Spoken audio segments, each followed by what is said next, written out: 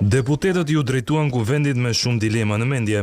E hëna përkoj të ishte seancë plenare për para listave të kandidatëve për deputet, ku dilema nëse do të garojnë për parlamentin e ardhshëm apo jo, duket si kishte pushtuar. Mirëmbrëma, hapim seancën plenare. Rendi ditës i seancës parashikonte diskutime për problematikat e zgjedhjeve në zonat elektorale të deputetëve, por diskutimi nga mikro kaloi në makro, me premtime elektorale. Kjo është finalja e këtij parlamenti, është dita e fundit e tij dhe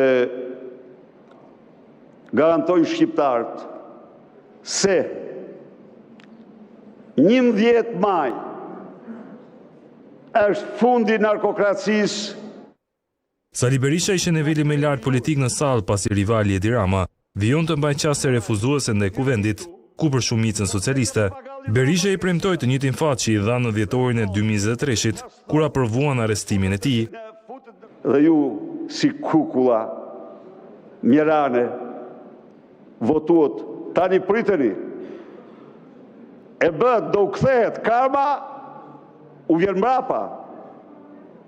Unë pranova shumë për të mbrojtur parlamentin, kurse ju ngritët kundra parlamentit, mendohet se fituot, duke ndërshkuar Sali Berishën.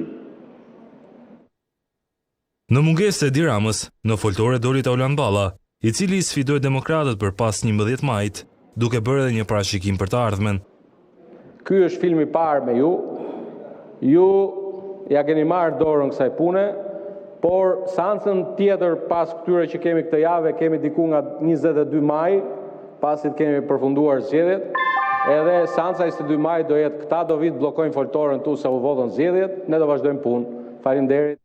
Kuvendi ka dhe një përplasje të fundit përpara zgjedhjeve parlamentare, të njëjtën e 13 marsit, ku do të zhvillohet edhe seanca e fundit.